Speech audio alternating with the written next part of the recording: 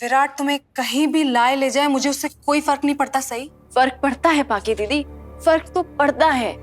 याद है आपको, आपने कहा था कि आप कुछ दिन अपने आई बाबा के घर पे रुकेंगी, लेकिन फिर आप उसी रात घर वापस लौट आई।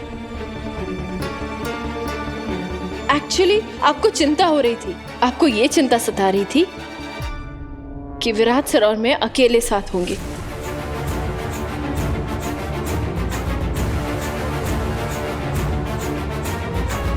इसीलिए अचानक आपने अपना मन बदल लिया। तुम्हारी हिम्मत कैसे हुई ये बकवास करने की?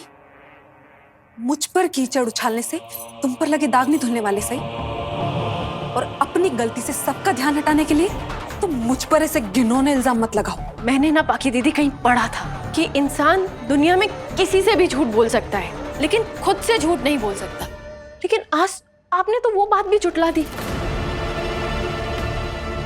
और आप लोग मुझे अपना दुश्मन क्यों समझ रहे हैं? मैं आपकी दुश्मन नहीं हूं। मैं मानती हूँ मुझसे गलती हुई। मैंने उस गलती के लिए इतनी बार माफी भी मांग ली है। मुझे नहीं आता जॉइंट फैमिली में रहना। आज मैं कभी ऐसे जॉइंट फैमिली में नहीं रही हूँ। मुझे नहीं आता जॉइंट फैमिली में रहना। मुझे नहीं आता जॉइंट फैमिली में रहना।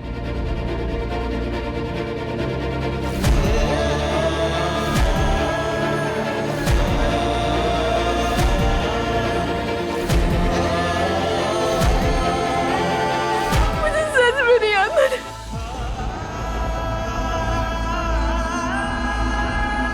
और मैंने सच में नहीं सोचा था। गिफ्ट ले जाने से पहले वैसे जैसे बाकी दीदी बोल रही है।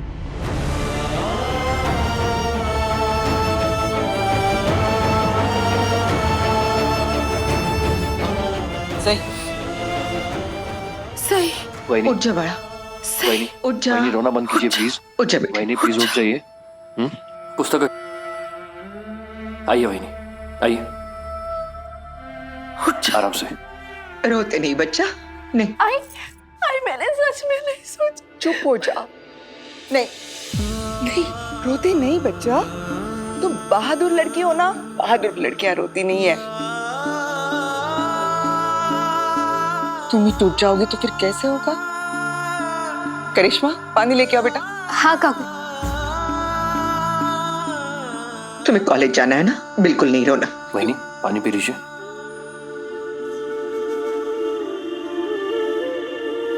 और चाहिए?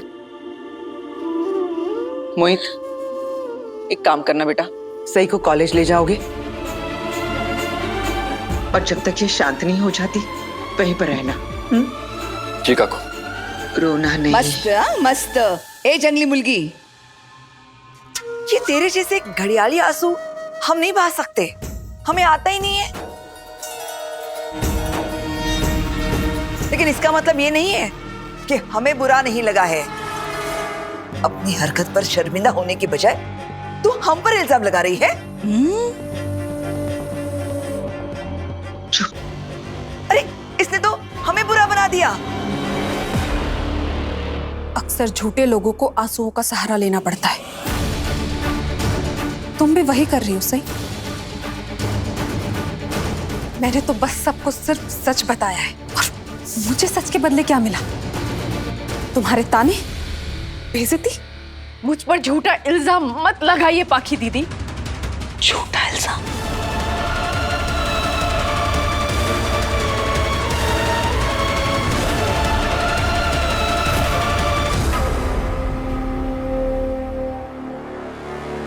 आप थोड़ी देर शांत दिमाग से सोचेंगी ना, तो आपको समझ आएगा कि आप क्या गलती कर रही हैं। आप एक ही गलती बार बार कर रही हैं।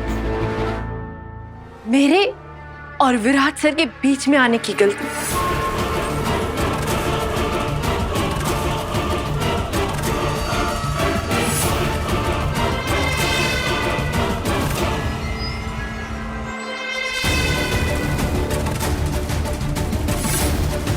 क्या ये सच नहीं है कि उस रात भी आप हमारे साथ वापस आना चाहती थी ताकि हम पे नजर रख पाए, है ना?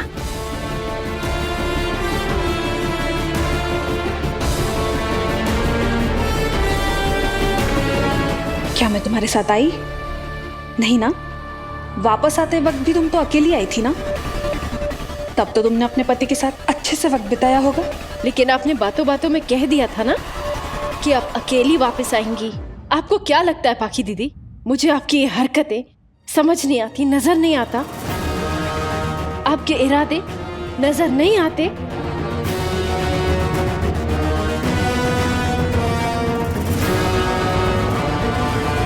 और पाखी दीदी, अगर दो लोगों ने एक साथ जिंदगी बिताने का फैसला कर लिया है ना, तो आप उन पे कितनी भी नजर रख लें, कोई फर्क नहीं पड़ता, कोई फायदा नहीं होने वाला।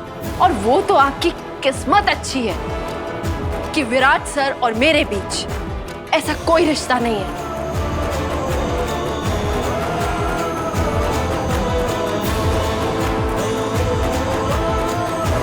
लेकिन यकीन मानिए, अगर कभी भी हमारे बीच ऐसा कोई रिश्ता बना ना, तो उसकी वजह सिर्फ और सिर्फ आपकी ये जिद, आपकी ये ईगो और आपकी ओवर पोजेसिवनेस होगी।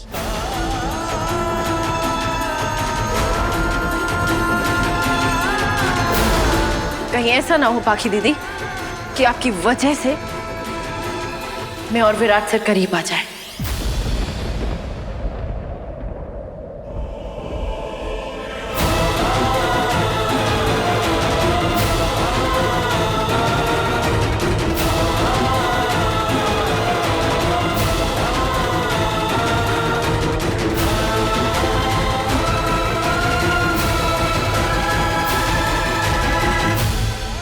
सही, 1 मिनट रुक जाओ। मोहित, वो टिफिन हो लेकर जाता आना, ना। टिफिन लेकर आना।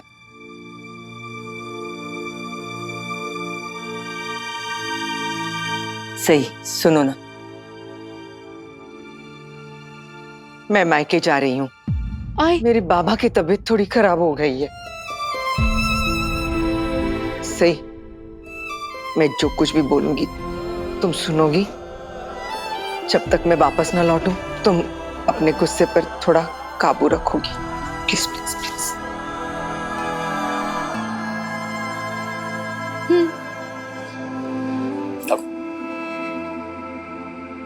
लो, पूरा खाना खाना है। जातो उसमें सोडा लो। हो जातो ना।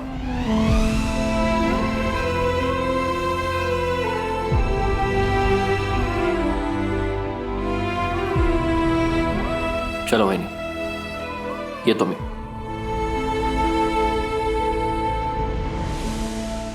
आप लोग भी भूल जाइए जो कुछ भी हुआ है। नाश्ता लगाती हूँ मैं। आपके बहू के तानों से मेरा पेट भर गया है अश्विनी मामी। अब मुझे भूख नहीं है।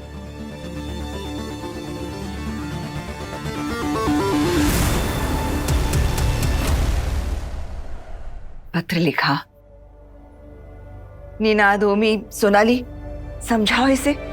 अरे ऐसे लोगों की बातों को दिल से नहीं लगाते। उस जंगली मुर्गी की वजह से खाना नहीं खा रही है।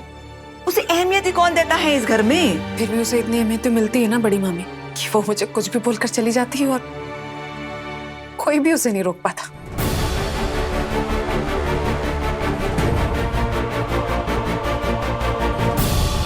मैं जानती हूँ तुझे बुरा लगा है, लेकिन मैंने तुझे कितनी बार समझाया है कि उस बददिमाग लड़के की वजह से तू अपने आप को तकलीफ मत दे। चल खाना खा ले। पत्र लिखा, तू अपने आप को अकेला मत समझ। वही बिल्कुल ठीक कह रही है पत्रलेखा। वो लड़की की वजह से तुम ऐसा सब सोच रही हो। तुम बिल्कुल फिक्र मत करो, आज तो उस लड़की को तुमसे सॉरी, क्षमा, माफी मांगनी ही पड़ेगी। कोई फायदा नहीं है। वो हमेशा की तरह आप सबकी बात मानने से मना ही करेगी। नहीं नहीं, उसे मानना ही होगा। ऑफ कोर्स मानेगी वो। हम मंगवाएंगे उससे। माना कि वो माफी मांग भी लेगी, फिर क्या कल वो फिर से मेरी बेइज्जती करेगी। जब से वो इस घर में आई है तब से बस वो यही तो कर रही है। आप लोग जितना चाहे उसे काबू में करने की कोशिश क्यों ना कर ले, सही सिर्फ और सिर्फ अपने मन की ही करेगी। ये सब उस अश्विनी का क्या धरा है? उसने अपनी बहू को सर पर चढ़ा रखा है। अब तो विराट से भी मेरी उम्मीदें छूटती जा रही है। अपनी पत्नी का मान रखने के लिए उसने चव्हाण खानदान के नाम का मजाक बना दिया है। नहीं बड़ी मामी, मुझे तो लगता है कि सारी गलती मेरी ही है। मुझे इस घर में किसी को भी बोलने का कोई हक नहीं है। मुझे सही को गिफ्ट देने से रोकना ही नहीं चाहिए था। ना ही मैं ये सब करती और ना ही ये सब होता। ऐसा मत कहो पत्रलेखा, तुमने हमारे परिवार के लिए जो किया है उसकी जितनी तारीफ की जाए कम है। तुमने अपने आई बाबा के सामने इस परिवार का मान रखा है। हम लोग यहाँ इतने परेशान हो रहे हैं, वहां सही के बाप ने पता नहीं कैसी परवरिश की है उसकी, कितनी बिगड़ी हुई है वो। आप कमल दादा के बारे में ऐसी बात मत कीजिए। मैं उन्हें अच्छे से जानती थी। वो एक बहुत ही नेक इंसान थे और उनके बारे में कुछ भी गलत मैं नहीं सुन सकती। मस्त मस्त, मालिकों के सामने ये नौकर कब से बोलने लगे हैं? तेरी कोई औकात नहीं हमारे सामने बात करने की। भूल गई क्या? विराट ने तुझे और तेरी सई को इस घर से बाहर निकाला था। वो तो हमारा दिल बड़ा है जो हमने तुझे यहाँ रहने दिया। हमारे परिवार के मामलों में नाक घुसाने की कोशिश मत कर। इस घर के मामले में मैं नाक घुसाना भी नहीं चाहती, लेकिन कोई अगर कमल दादा के बारे में कुछ गलत बोलेगा तो मैं हरगिज़ नहीं सुनूंगी। अच्छा, लेकिन तुम्हारी सई का बर्ताव तो चीख चीख कर बताता है कि उसकी परवरिश कैसे हुई है। तुम्हारे कमल भाऊ ने ही ना उसको इतना खुदगर्ज और बदतमीज बनाया है। आपको कैसे पता? आप कभी मिली उनसे? आपने उन्हें देखा है कि उन्हें सई को कैसे पाला है? नहीं देखा ना? मैंने देखा है। एक बिन मां की बच्ची को उसकी कमी महसूस ही नहीं होने दी। कमल दादा ने सई को वो संस्कार और सीख दी है जो एक अच्छे और जिम्मेदार इंसान बनने के लिए देनी चाहिए थी। आपकी नजरों में तो बस मैं एक नौकर हूँ, लेकिन मेरी सही के लिए तो मैं उसकी आई जैसी हूँ। तभी तो वो मुझे मौसी कहकर बुलाती है और इसीलिए मुझे भी उसी की चिंता रहती है। मैं यहाँ वापस भी इसीलिए आई हूँ ताकि मैं देख सकूं कि मेरी बच्ची कैसी है, किस हाल में है। लेकिन मुझे एक बात समझ में नहीं आ रही, सही आप सबके सामने माफी मांग चुकी है, आप उसे माफ क्यों नहीं कर देते?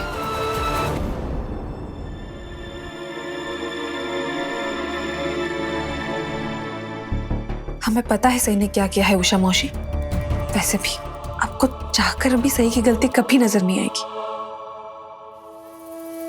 पत्रलेखा, तुम किसे समझाने की कोशिश कर रही हो? ये सही के बारे में क्या सोचती है, क्या जानती है, इसे हमें कोई फर्क पड़ता है क्या? ये इस घर का हिस्सा भी नहीं है। घर के मामलों में टिप्पणी करने का इसे कोई अधिकार नहीं है, कोई हक नहीं है इसे। एक बात आज मैं तुम्हें कहता हूं पत्रलेखा, सही ने तुम्हारे साथ बहुत गलत किया है और आज उसे तुमसे माफी मांगने के लिए मैं मजबूर कर दूंगा।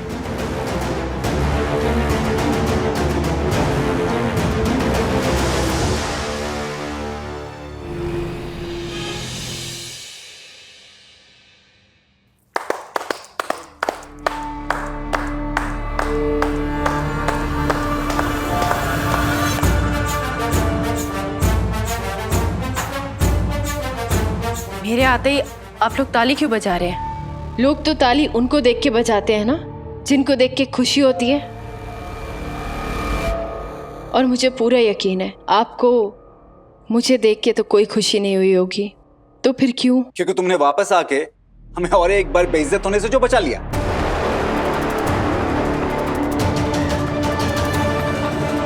क्या हुआ, नहीं समझी? मैं समझाता हूं।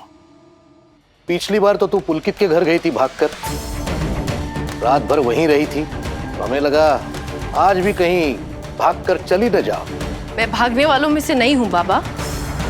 है ना? ये तो और भी अच्छा है, क्योंकि आज तुम्हें अपनी गलतियों की सजा मिलने वाली है।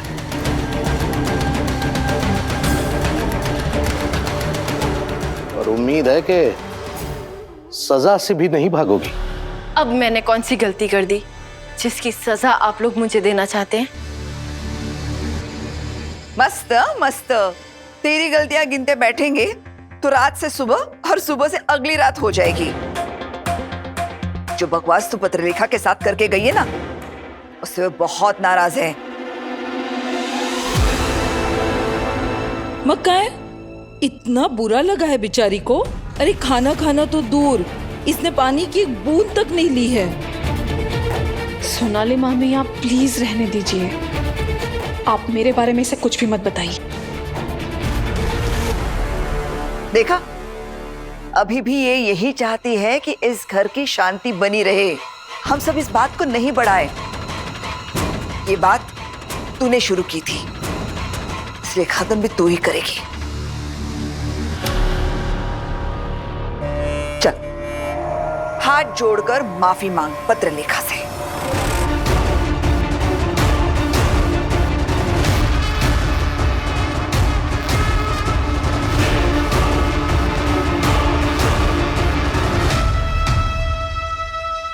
हाँ, तूने गलती की है तो माफी तो मांगनी ही पड़ेगी।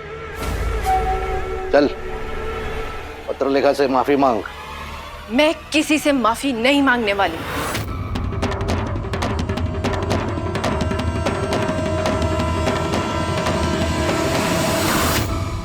हाँ, मैंने अनजाने में गलती की थी और उसकी मैं एक बार नहीं 2 बार माफी मांग चुकी हूँ।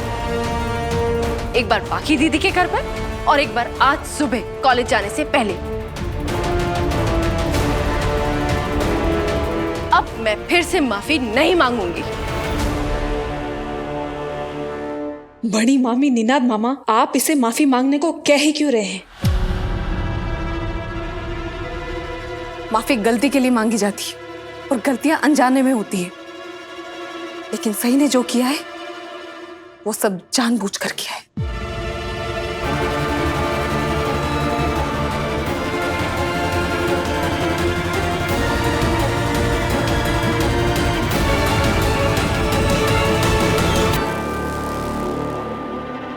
क्या कह रही हैं आप? मैंने ऐसा क्या किया है? क्या मैंने झूठ बोला है? बाकी दीदी, मैंने सुबह भी आपसे हाथ जोड़कर कहा था और फिर से हाथ जोड़कर कह रही हूँ, प्लीज मेरी जिंदगी में मुसीबतें खड़ी मत कीजिए।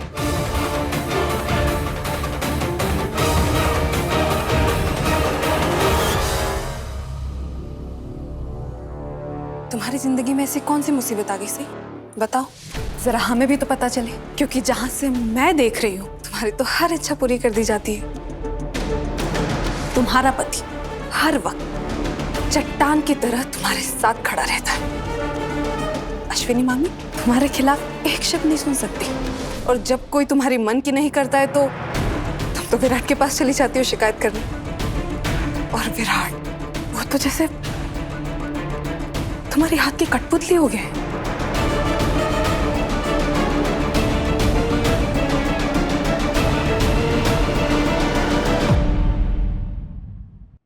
तुम ऐसे सिर्फ उंगलियां हिलाती हो और वो आ जाता है तुम्हारी वकालत करने, तुम्हारे लिए हम सबसे लड़ने। लेकिन मेरे लिए कौन आता है? कोई नहीं। लेकिन तुम्हारा तो मुझे समझ ही नहीं आता सही। तुम एक पल में तो रो रही होती हो और दूसरे ही पल में तुम मेरे चरित्र पर सवाल उठाती हो। सिर्फ इसलिए क्योंकि विराट और अश्विनी मामी तुम्हारी तरफ है, तुम्हें लगता है कि तुम कुछ भी कर सकती हो। ऐसा क्या जादू कर दिया तुमने उन दोनों पर जो उन्हें तुम्हारे अलावा और कुछ नहीं दिखाई देता? विराट और अश्विनी मामी को अपनी तरफ करने से ये मत सोच लेना तुम कि तुमने पूरी दुनिया जीत ली है। बाकी दीदी, मुझे कुछ भी सोचने की जरूरत ही नहीं है। मैंने कभी भी खुद को इस घर का हिस्सा माना ही नहीं है, और आप सब में से कभी किसी ने मुझे ये एहसास कराने की कोशिश भी नहीं की है। आप हमेशा बार बार मुझे यही जताते रहते हैं कि मेरा इस घर से कोई लेना देना नहीं, कोई रिश्ता नाता नहीं, मैं इस घर की सदस्य नहीं। और आप कह रही है ना कि विराट सर हमेशा मेरा साथ देते हैं। नहीं पाकी दीदी, विराट सर सही का नहीं, सही का साथ देते हैं।